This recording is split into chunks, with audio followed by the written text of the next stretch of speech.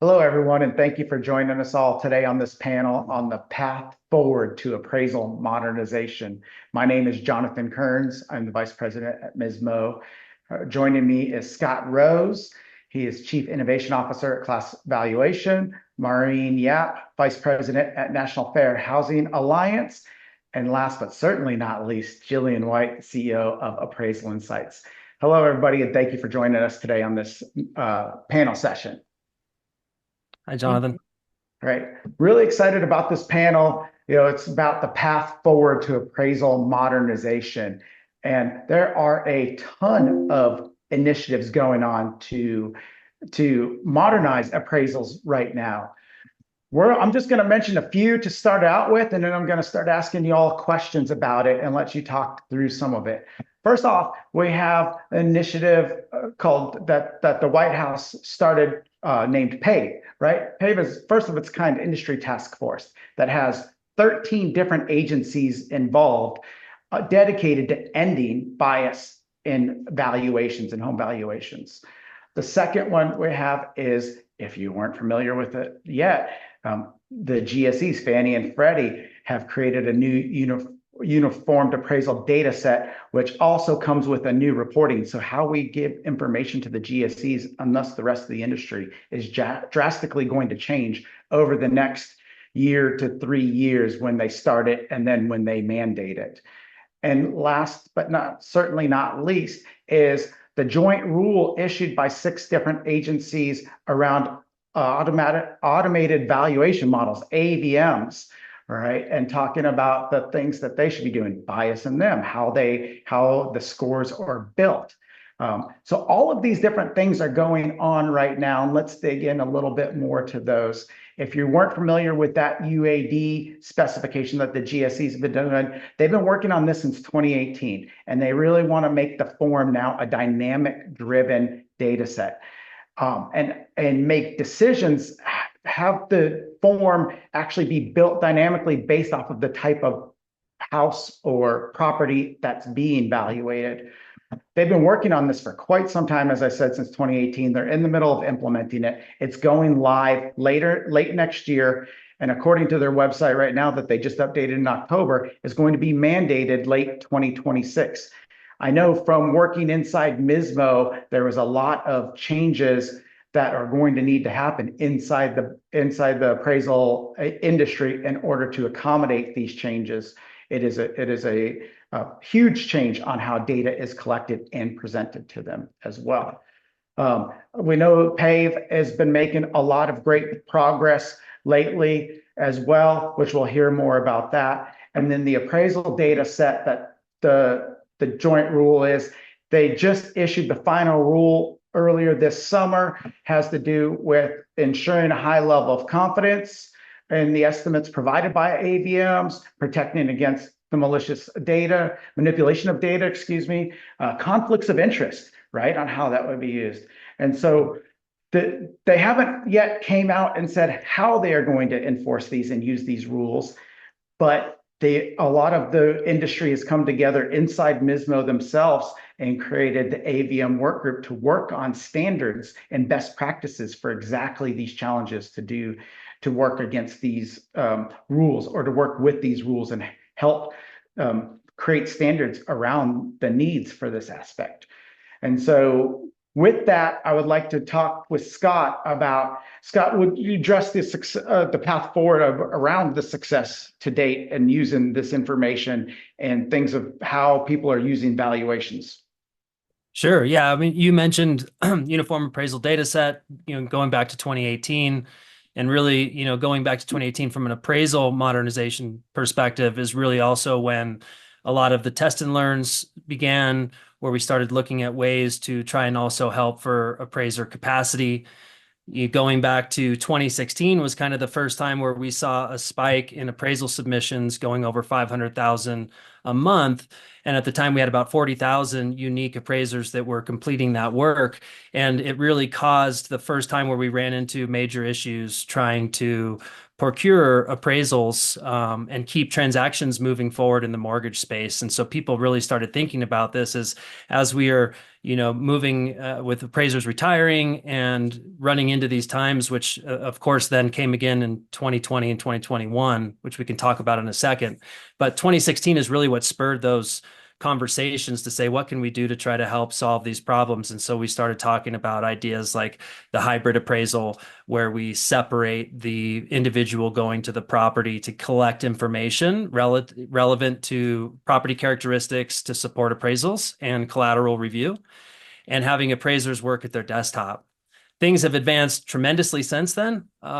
Technologies have advanced since those test and learns first began. Now we have 3D scanning tools. We have LiDAR technology built into our iPhones readily. And so we can really use these technologies to gather comprehensive information about the property and avoid having to always send an appraiser out to the property. As well as sometimes we can combine property data collection with appraisal waivers, which most are familiar with, Freddie's ACE program and Fannie's value acceptance plus data, or their value acceptance with the waiver process. So, really bringing more advanced technologies into leverage in the process to try to streamline and help avoid those downstream capacity constraints. And UAD 3.6 will also bring a lot of opportunity in the system to allow for ease of quality control. Right now, we get a PDF with a lot of information in it. It's not really organized in any fashion, so you have to try to read through addendums of addendums of addendums to gain that information. And the new UAD 3.6 is much more organized and sectional as well. Not only is it property specific, but all the information related to certain aspects of the appraisal development process will be encapsulated in certain sections of that report to make it a little easier to review and understand. Yeah, you mentioned inspection waivers, and there's been a lot of policy related news about those. And can you go further deep on what those are and how that affects consumers, appraisers, and the valuation process in general? Yeah, I mean, really what it allows for is a little bit of an expansion of the eligibility around using waivers without needing an appraisal. And by going out to the property and being able to gather information and understand that property's current state, it allows us to make decisions without having to get a full appraisal and certain loan risk parameters. Much more cost effective than a full appraisal, and it's also usually a little faster to get completed. It comes with value certainty, and so there's no questions around the outcome of the value of that property, and it also offers rep and warrant relief for the lender when they utilize that process around the value of the property, so they don't have to be concerned about downstream issues coming back to them with an issue with the valuation itself related to an appraisal. So it kind of has multiple factors that are beneficial to the stakeholders involved. Yeah, that's great information. And so being the chief innovation officer at a leading AMC, right, there's a lot of changes going on as we've been talking about already. How do you manage those, and how do they impact the products and programs that you all create and manage? And how does that work? How does that impact the appraiser themselves in the actual valuations? So, I mean, as an appraisal management company these days, you really have to make sure that you are looking to leverage as much technology as possible. And that includes both as you run your operation as much as it does around how you go out and actually perform and are able to support these varying new products that are coming out. And in order to serve your customers, you really need to be able to offer them that full suite and solution of products that they can make available to their consumers, their members, et cetera, to streamline the process. And so there's been a lot more, and over the last, I would say, 5 years, there's been a lot more technology being adopted inside of the appraisal management systems, including the prop tech that's out there that I mentioned. I mean, the level of information we can glean about a property and the comprehensive amount of information and fully transparent process to do so really helps to bring repeatable processes, more standard, and less room for error in terms of us understanding those properties. Yeah, that'll really help out borrowers and sellers alike to understand what the property's true value is. Jillian, I was wondering if you had anything to add to that or give your opinion on those aspects that we were just talking about.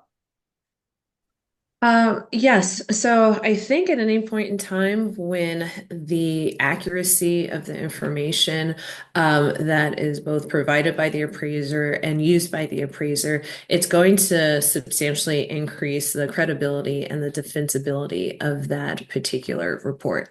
And so, Jonathan, earlier you mentioned the PAVE initiative, which is a property appraisal, valuation, and equity task force set forth by President Biden specifically to address issues and concerns pertaining to appraisal bias. Ultimately, what it comes down to is borrowers of color stepping forward and saying, listen, I believe that the appraisal report that I received was neither credible nor defensible.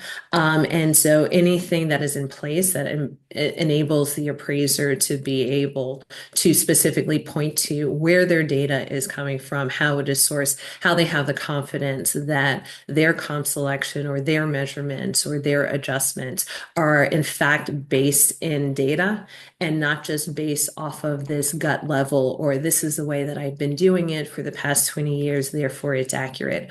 Then all the stakeholders in the appraisal process end up winning when there is a data-centric method that's being used versus just, experience. Yeah, that makes sense. Thanks. Maureen, Jillian mentioned the PAVE initiative. Could you give us a little bit more details on that and then how your organization is focusing on training on that fair lending and unbiased and helping the industry in that nature? Yeah, thanks, Jonathan. There's a few issues embedded in there, so I'll take them one at a time. So first, with PAVE, we saw two key outcomes. So first, in beginning in 2022, FHFA released on an aggregate level the appraisal data and released this to the public. And that was a game changer, really helpful so that we can all kind of understand what's going on. And then since then, they have worked with HUD to include the FHA data.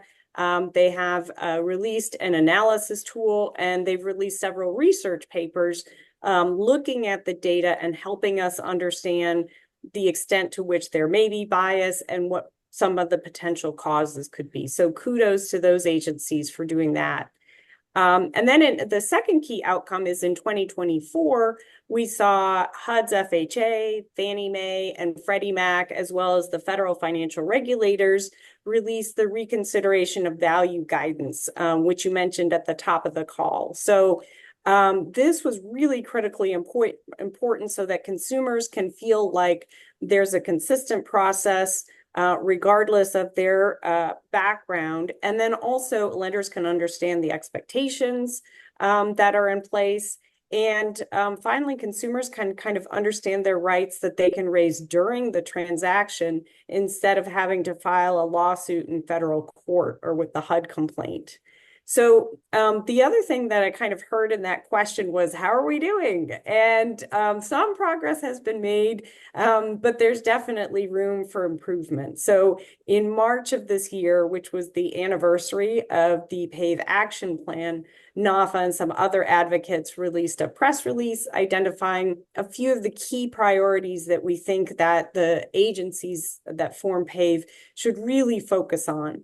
And the first one, again, is data. We've been talking about data throughout this, and really that is the most important thing that we all need. So we encouraged FHFA, HUD's FHA, VA, and USDA to release the data at a property level. That is the most critically important. Release that to the public so we can all understand the extent to which there is appraisal bias and any possible remedies. And we have two other recommendations. One is for the appraisal subcommittee to work with the appraisal foundation as well as the states to ensure that the fair housing training that's now required is actually developed by fair housing experts. So we applaud the appraisal subcommittee and the appraisal foundation for pushing forward with fair housing training requirements for appraisers. But sadly, we found out that some of the vendors are not retaining fair housing experts, are using other appraisers to develop the content. And if I were an appraiser, I would be pretty upset that I had to pay for something that was inaccurate and doesn't teach me how to protect myself from liability, how to protect my lender client, and certainly not how to protect consumers from harm.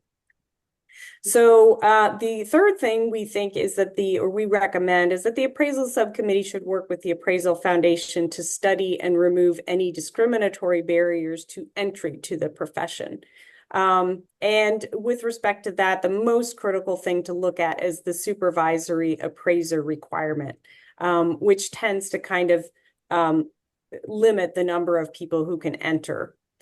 And then you raised a little bit about how we achieve a fair and objective and consistent process. And so I wanted to talk a little bit about what that means under civil rights law. So what we're talking about here is potential disparate treatment discrimination. And all that means is that the law requires consistent treatment. So you should have the same if you have the same inputs, you should have the same outcome. So consistent outcomes. So really what we're just talking about is quality control. So we recommend the GSEs, lenders, and appraisers improve quality control to ensure consistent outcomes. And that's good for everybody. And we also recommend that the GSEs, lenders, and appraisers reduce discretion, which is a key fair lending risk factor. And what that means is just having more rules, more guidance to ensure a consistent process. And then finally, we recommend more resources for consumer education so consumers can understand their rights, particularly, as you mentioned, with the reconsideration of value process. And finally, I do want to note that we have serious concerns about Project 2025 with respect to appraisals.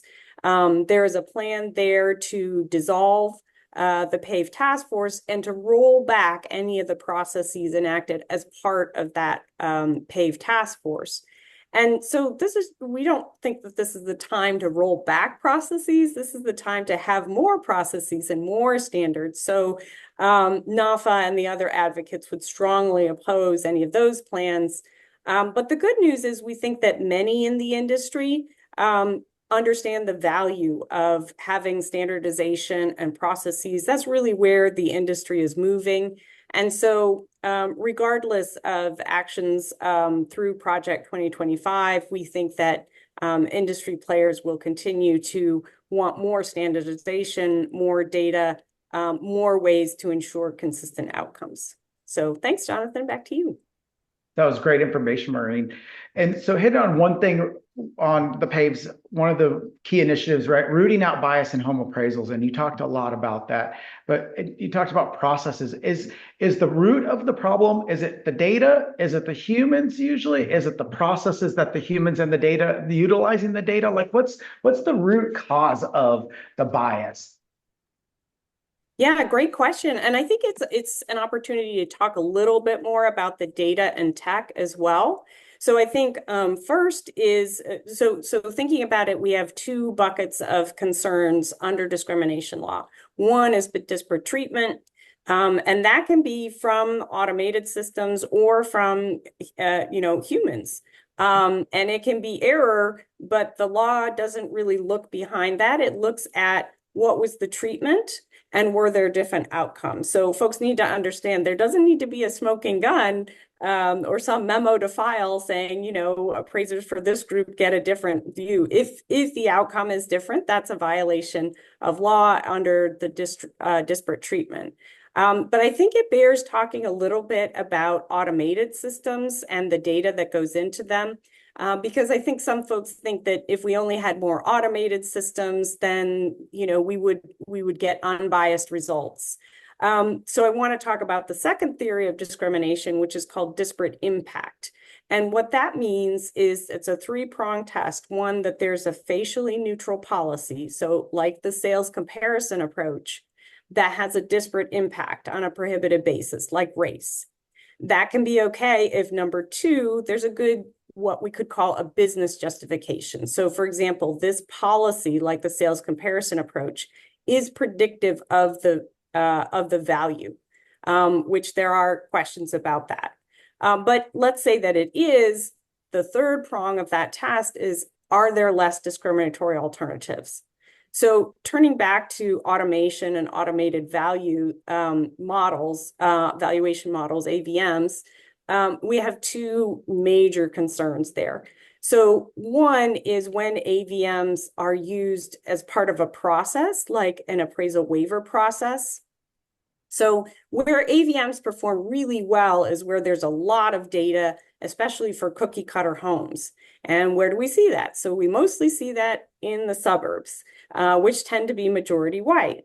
So we are very concerned about possibly having a bifurcated cost market where the suburbs and majority white households will be able to waive the cost of the full traditional appraisal, but other households and communities will not. So we could have a bifurcated system, which could be a problem.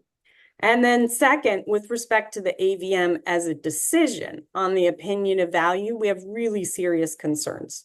And to the extent there's artificial intelligence, not just an automated system, those models are trained on historical data. So what is the issue with the history of the housing market in the United States, of course, is based on redlining, where any community that had even one or two families of color living in it was given a lower value. And over time, those systems have replicated. So what we could have with AVMs or artificial intelligence is systems that replicate using the sales comparison approach, replicate and amplify a discriminatory undervaluation potentially. And what that means is that for similar structures and similar neighborhoods, they could be undervalued and keep being undervalued. And then that could be amplified through these automated systems, which work really fast. And to the extent we look to artificial intelligence will just learn from what the data already says. So some courts have already started to understand the inherent biases in automated systems, and they have held the user of this type of tech liable. So we strongly encourage lenders and even appraisers that are using AVMs to think carefully and thoughtfully about their use.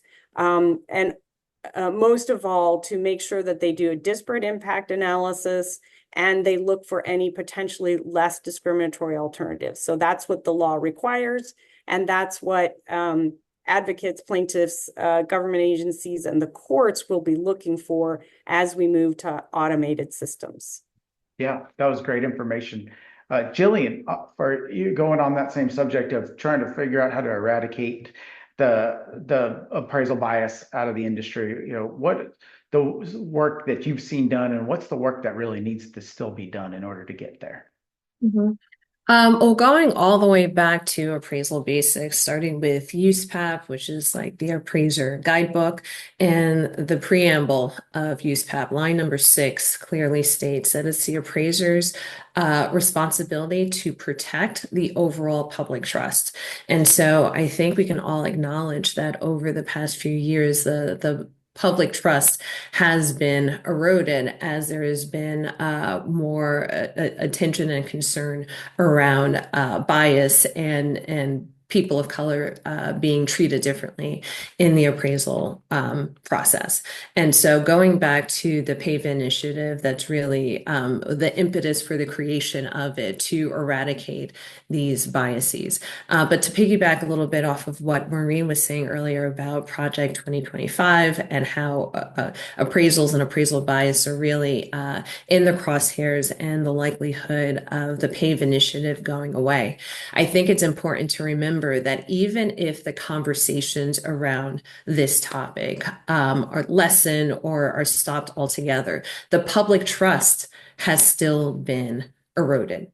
And it is the responsibility of the appraiser to restore that public trust, because at the end of the day, an appraisal is an opinion of value. And if there is no trust in opinions of value, then it undermines all of the valuation processes. And so some of the key takeaways from the PAVE initiative, and many of which have been mentioned already, it's the FHFA UAD data set. And so this really has been monumental. I know the appraiser in me was very excited to jump in and take a look at how are my peers appraising the properties in the areas and the territories that I covered when I was a field appraiser. And having this ability to do a compare and contrast that we've just never had access to before. And so again, I firmly believe that having access to more data, more robust data, can only enable the ability to have more data points to pull from in order to create a credible and defensible appraisal report. Then you layer on top of it the ROV guidance. So historically, every lending institution really had the flexibility to handle these ROVs in any which way that they saw fit. But moving towards greater standardization, in that there has to be a process put into place, that the consumers have to be informed of these processes, and that there has to be some sort of metrics and tracking regarding the efficacy of these processes. I think for the appraisers, that is a tremendous opportunity to once again step forward and have the chance to restore the public trust that has been lost. I know as an appraiser that the last thing you want to do is reopen a report that has already been submitted, when you really just want to get to the next reports that are in your folder. However, taking the time to explain and to a certain extent educate the intended user and the key stakeholders around what decisions were being made, and pulling from data-centric sources in order to justify that, I think is an opportunity. And then the third opportunity has to do with the bias training. Every appraiser now, whether old or new, to the industry, has to take a 7-hour bias course, and then subsequently every 2 years they need to follow up with that with a 4-hour bias training. That doesn't go into effect until January of 2026. However, there's nothing precluding appraisers from taking those courses now. And so they might not be ideal, to Maureen's point about not being created by fair housing experts, but it is certainly more than we've had before in the past. And so there's also an opportunity to really lean into that information and to demonstrate a real interest in solving for this and providing more defensible reports. So in terms of the things that have been completed so far, it's really the FHFA UAD data set, the ROV guidance, and the requirement that appraisers take bias training. And so I would encourage all appraisers to look at each of these as an opportunity to increase the public trust that has been lost, because as this topic quite possibly falls out of the headlines and it's not being discussed as much, I think it would be a mistake to think that any sort of restoration of trust will be taking place without everybody's efforts. Yeah, that's a great point there. It takes a while to build that trust back up, right? It's easy to break and hard to get back, for sure. You talked a lot about that UAD data set and has some abilities to really enhance it moving forward and build trust in that. How do you see, with the more data that we're going to get now, how the role of the appraiser will change, if it will? Does it open up different roles inside the appraisal industry as well, and specialization, since we have so much data now? Yeah, I think it does open up the opportunities for specializations. And already we're seeing that with the property data collection and the separation from the inspection process to the write-up process, and really positioning the appraiser as a person who is analyzing the data.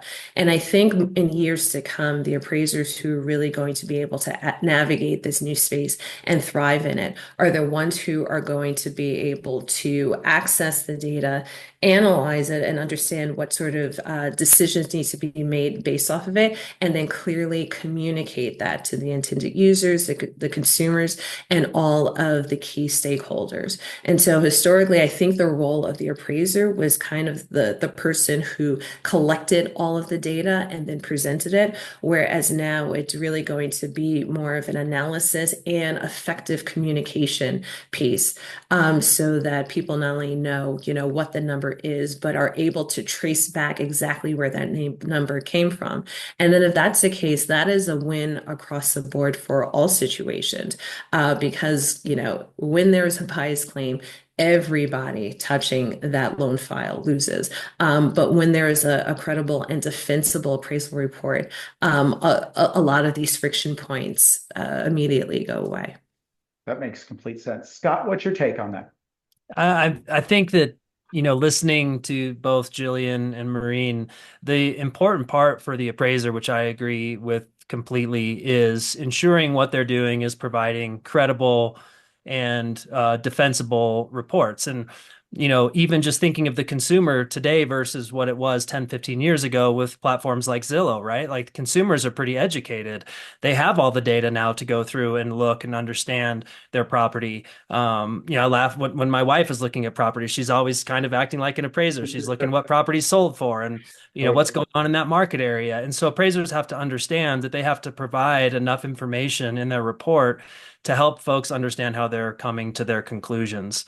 And I think technology can really help with that. It's there. You can put a lot more in your report now. Also 10, 15 years ago, before technology was, data was so present across the board, the reason we had work files was because if you wanted to deliver all that information to your customer, you'd be bringing a Xerox box full of information.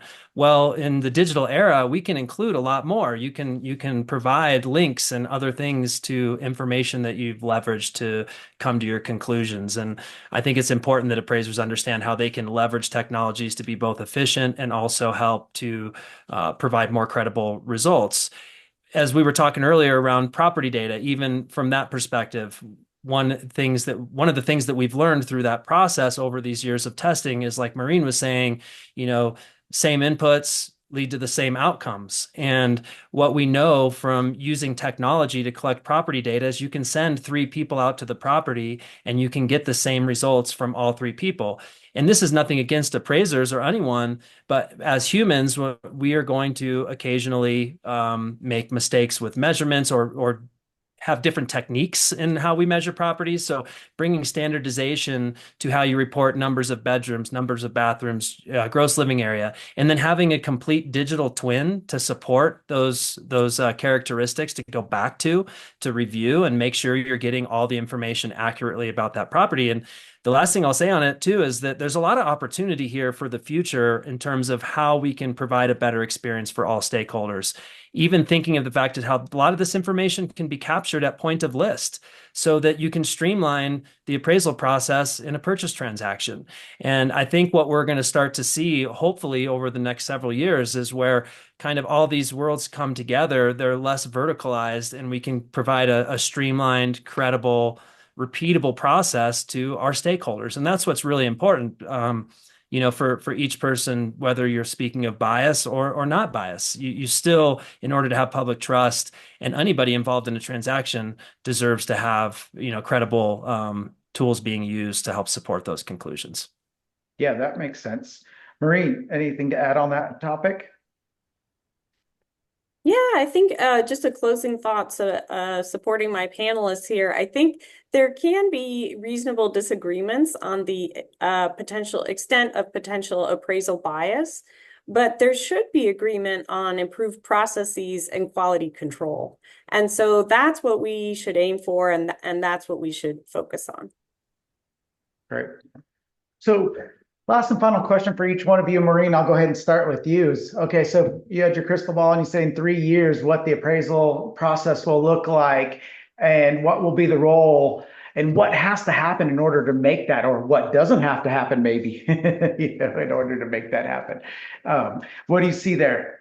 Sure, yeah. So I've been doing this a really long time, since the 1990s. And what we saw then, working with lenders, was the DOJ started to bring cases, and lenders needed to justify, as required by the law, how the decisions were made. And it sounds quaint now, but at the time they said, well, there's the 5 C's and one of them is character. And so I just have to look the person in the eye, and that's how I make the decision as to underwriting, whether or not they get the loan or the price of the loan. But over time, they found that they really couldn't defend their decisions, and they could reach more consumers if they understood how they made their decisions and started to standardize and automate them. So I guess my prediction would be that every sector of the real estate industry has moved toward that standardization of the processes and ensuring consistent outcomes. So real estate agents, homeowners insurance, mortgage underwriting, mortgage pricing, all of them have gone through this. So I would expect that appraisers or the appraisal process will go through that as well. And I think the way we get there is the things that we've already talked about, is making sure that we're using good data, thinking hard about the sales comparison approach and what areas could be improved, and then ensuring that there's quality control on the back end, monitoring the outcomes and taking action where we think there could be improvement. So that would be my thought. Thanks, Jonathan. Great. Jillian, what do you think?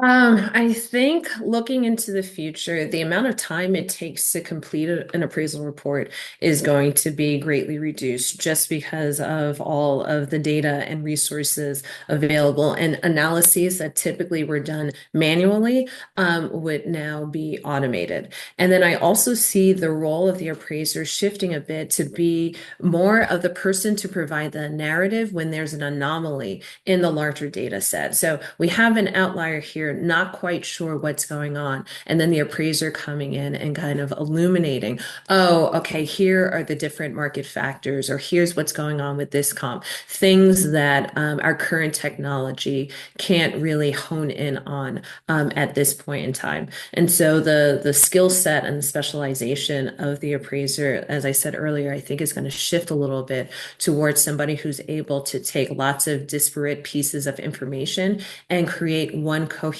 whole narrative and communicate that very effectively to their key stakeholders. Interesting. Great. Scott.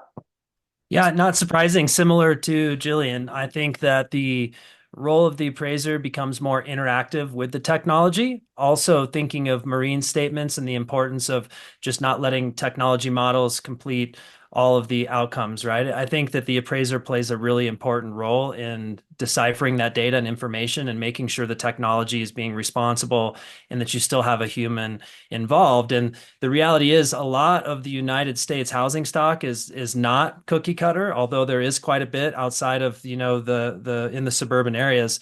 The majority of the United States is very complex. Properties are very different from one another. The markets differ a lot from one another. And when you get into those areas, it's super important to have an expert involved. And so my hope is that appraisers continue to find ways to leverage technologies in responsible ways to help drive more credibility, drive more repeatable processes. And again, we're accomplishing a lot of goals with that. To Maureen's point, there's a lot of important stakeholders that depend on the results of the appraisal. And so just continuing to find ways where we can, bring as much credibility and repeatability to that process as possible. That's interesting. It's great. One thing I wanted to bring up, none of you mentioned it, but it was foremost in my mind is, there's no doubt that the technology and the data and how the appraiser is going to work in the next 3 years is going to change, right? UAD is going to force that. The bias is going to force that. What Pave's doing. We already have an aging population of appraisers, right? That's already been a concern.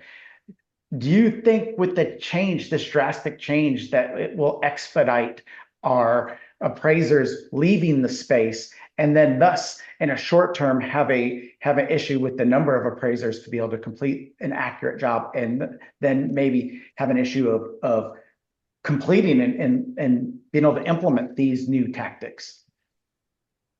I can jump in. I mean, my feeling is it could go a couple of different ways. I do think that's a potential that it will push more appraisers out of the profession. I always think about the analogy. My mom had a medical billing service for years. They moved to mandated electronic billing towards the end of her career. And when that happened, she decided to, set it down and retire from the business. And we do have a lot of aging appraisers. We might see that happen. So the importance that we are able to bring some of these new solutions we've been testing for the last 5 and 6 years, like the hybrid appraisal, are going to be critical so that we have the ability to increase the capacity of the appraisers that we do have in the profession. It could also be beneficial because as these technologies, to Jillian's point, continue to advance, we won't need as many appraisers to complete all of this work. And hopefully what it does is drive the demand to the best appraisers who are the best analysts who are willing to use technologies to become better at their craft and provide more credible results because those tools are readily available. And so I think it's going to be important that we continue to see these modernization initiatives advance and that we capitalize on that in order to protect against another major capacity constraint. Do you all agree, Jillian, Maureen? Yeah. Yeah, wholeheartedly. During my 13 years as being a field appraiser, there were two times where I did a major overhaul to the processes. Once it was because the forms changed, and the other time is I was looking for greater efficiencies, and the amount of pain that process caused was tremendous. So I do think that quite a few appraisers are going to take the change with the forms as an opportunity to exit the industry. But to Scott's point, if you can complete a greater number of appraisals faster and with a high level of accuracy, then just the number of appraisers needed won't be as high. So hopefully the two will balance each other out, and I think they will. Well, Just to add one more point too, I Yeah. think the more interesting that the profession becomes using these tools, you also attract, new talent into the profession at the same time. I think that's important. I'm not sure how attractive, form filling and using clipboards and tape measures is to the younger generation. So I think it's important that we are using tools that are exciting and draw talent. Yeah, that makes complete sense. Well, thank you, the three of you, for this. It's been incredibly informative, and I hope it's given the audience a great leg up of understanding how much appraisals have changed, how much work we still have left to do, but also how much work is continuing to be done on multiple fronts. I'd like to thank everybody for joining us. Thank you for Zillow Home Loans for sponsoring this, who also, shameless plug, is also is sponsoring the MISMO AVM work group when they're building those standards for AVMs. Thank you to them as well. I appreciate everybody's time. Thank you so much. Thank you. So Thanks, much. everybody.